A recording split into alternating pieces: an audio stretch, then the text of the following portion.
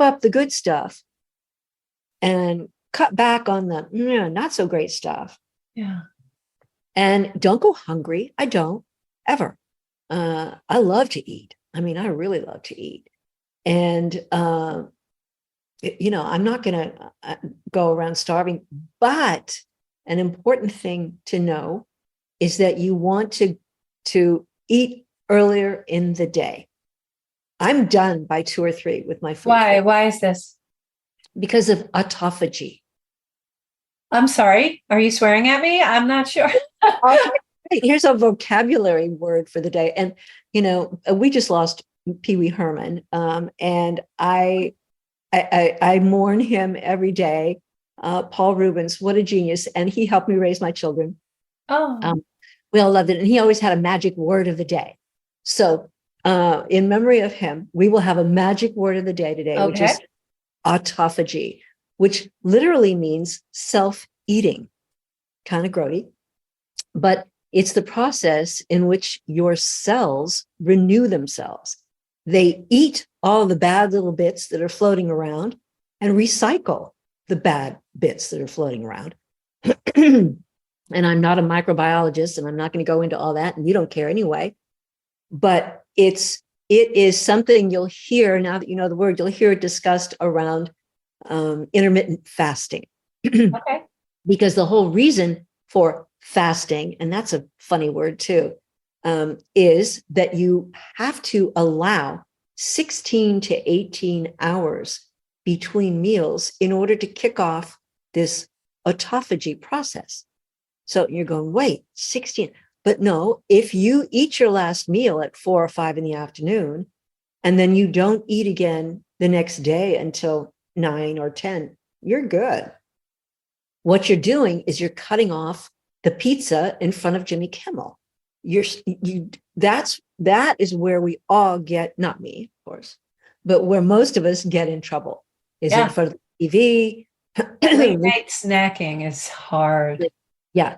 And we eat too late. Our dinners tend to be too late. Families bringing home kids, it's 7, 8 o'clock before they can kind of gather the little ones in and do a meal. So it's hard. This is a habit that is not really easy for a lot of people to deal with, easier for those of us of a certain age or single folks, but vital if you want to improve your numbers, beat the chronic disease, stop eating late at night. And every worldwide tradition, except I think the Argentines, they're bad about this, but most traditions, the Ayurvedic tradition, for example, talk about this. You want to eat when the sun is high, when your body's cooking, when your personal stove is lit up and able to manage the food. Yeah. Of course, in Italy or in France, the meal is at noon, 1, 2 o'clock. That's when you gather and sit down and eat, not out of a bag or a box, but off a plate with utensils or your hands, if you're in some place where that's the way you do it. But another important thing is to not eat alone. We are all eating alone in this country. And so there is a terrible epidemic of these chronic diseases. Something like 85% of us now have diabetes, heart disease, etc. But also the loneliness is epidemic. So we eat to kind of to feel soothed and nurtured. We put more in our mouth because we don't know what else to do. So that's kind of a mechanism we use to feel soothed. So yeah, by eating with someone else, first you have a conversation, you slow down your eating, which is better because you get full faster. I know I worked with this gentleman, I adored him, and he would eat whatever he put on his plate. And then he would wait 20 minutes before he would go get a second serving. And all the time he would never need the second serving. And he was very slender and he was very fit, but he says it takes time to catch up to know that you're full. So when you feel like, oh, I can fit more in, that's when you have that uncomfortable, oh my gosh, I ate too much thing. It's you need to stop with what you're doing. I also use a method where instead of using a dinner plate, I use a luncheon plate or a dessert plate. And that's what I feel. It looks like it's full. It looks like a lot, but it's not, too much. Our servings here are crazy in America. It's enough for a small family. It's for me, a serving going out is 3 meals. Well, exactly. And that's why take it home, cut it in half, right? Or just put it in a box. If you're in a restaurant sitting down, bring it home. It's another meal. It's another 2 meals. And then if you slice up your cabbage and put, other things on the plate with it, now you're really talking. Yes, absolutely. And all the science is behind not eating alone for a number of reasons. The pace that you're eating, what is going on in your body and your mind. And we're now beginning to understand that this mind-gut connection matters. Absolutely. Absolutely. You're listening to Healthy Lifestyle with Lorianne. We're going to take a short break and come right back and continue our conversation with Lynne Bowman. Hold on. We'll be right back.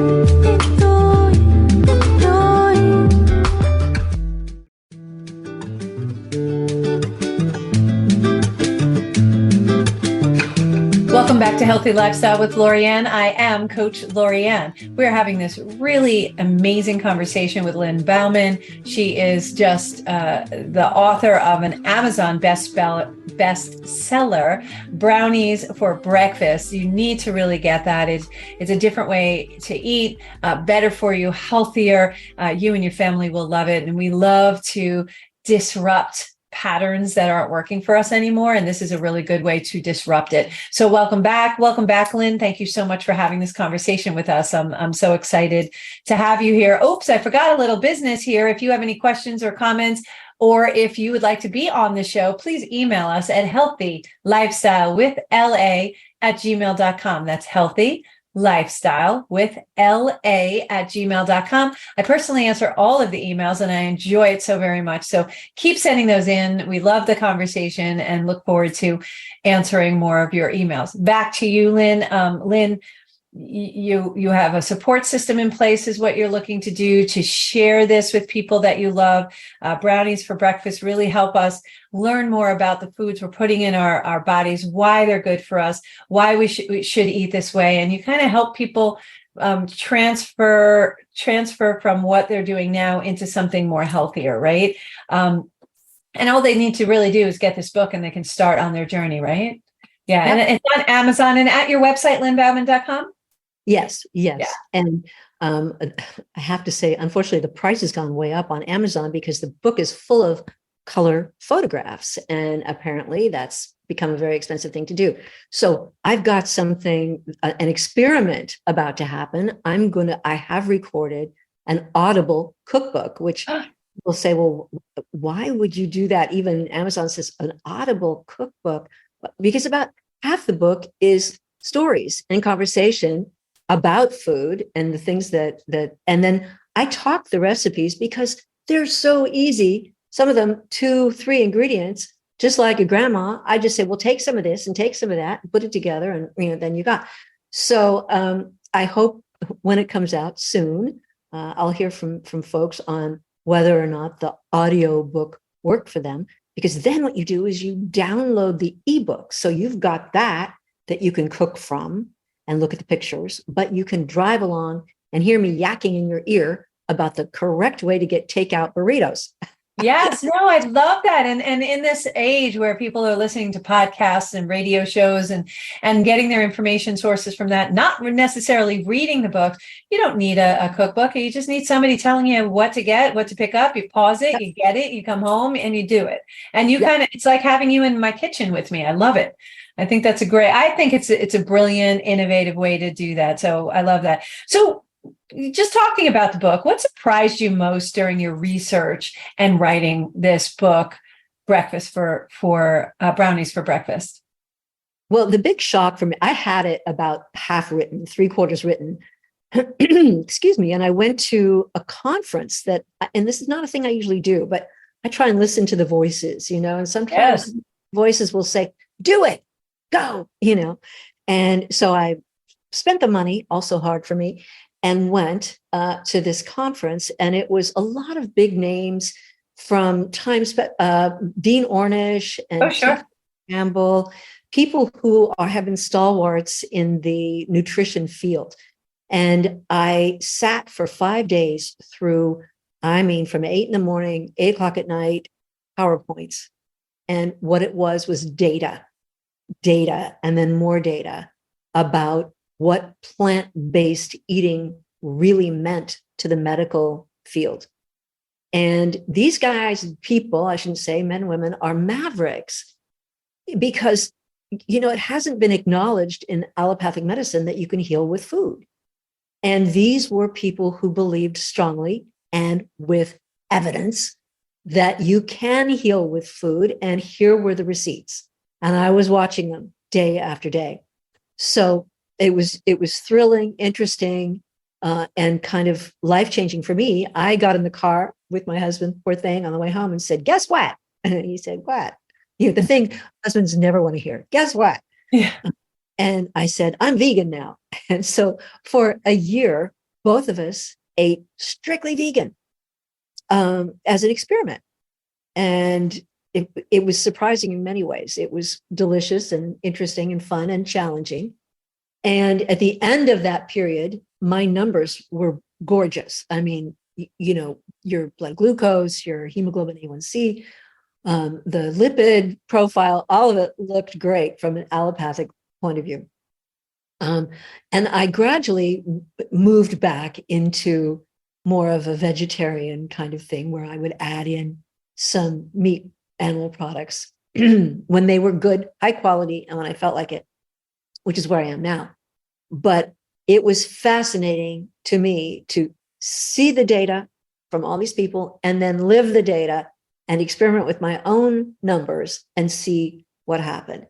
So, and of course now, I also want to put out something soon, a short book, which will be about keto, paleo, carnivore, because if you go on YouTube now, you will see bros talking about each of those things as if, and they always say, this is the optimum human diet. And they're always wearing the t-shirt with the pumped, body and the, sort of sweat spray. And okay, those guys, right? I do. And they spend no time in the kitchen, have never carried a baby. I could go on, but they are telling you what the optimum human diet is. And it's steak 24/7, or it's, some other thing. And it's very confusing. Yeah. Even those of us who have made a study of this. Yeah. Because they come out with very real sounding, evidence-based sounding stuff. And, you have to go, wait, so is it the steak guy, or is it the no meat guy, or is it the, or is it the fish 2 times a week guy, Yeah. or what? And so as a beginning, I hope that my book will help you relax about a lot of it. And a thing that amuses me is these guys are all 35, right? Yeah. They're talking about stuff. Hey, Granny here, diabetic, 77. Let me tell you a couple things, Yeah. If you want that kind of information, get it from a 95-year-old guy. Yeah. Agree. Not Agree. a 35-year-old guy. So what I hear you saying too is read your labels, shop fresh, and shop plant-based, and also, understand who's speaking to you and what's speaking to you. You got to do what's good for your body.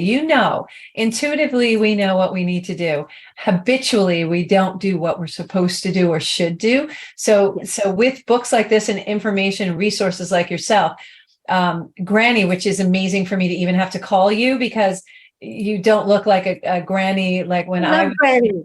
That's good. Grannies are good. Grannies are awesome because they have the sage knowledge. How many grandchildren do you have? 2 so far. Nice. Keep working on that. We love that. We love grandbabies. I can't wait for grandbabies. I'm looking forward to it. Not yet, guys, but when when it's right for you. It's the best. Absolutely. Yeah. But yeah, look at that. I'm always intrigued as to why our health system isn't promoting these factual information. And I'll never forget, I used to be a candy striper when I was much younger, Huntington Hospital in New York, big hospital. And I loved being a candy striper, but I would always speak to the dietitians. And this is not against Huntington Hospital. It's just an experience I had. And I remember we would serve as candy stripers, we would serve the food to the patients on certain floors. And I'll never forget, there was this piece of ham like swimming in this sugar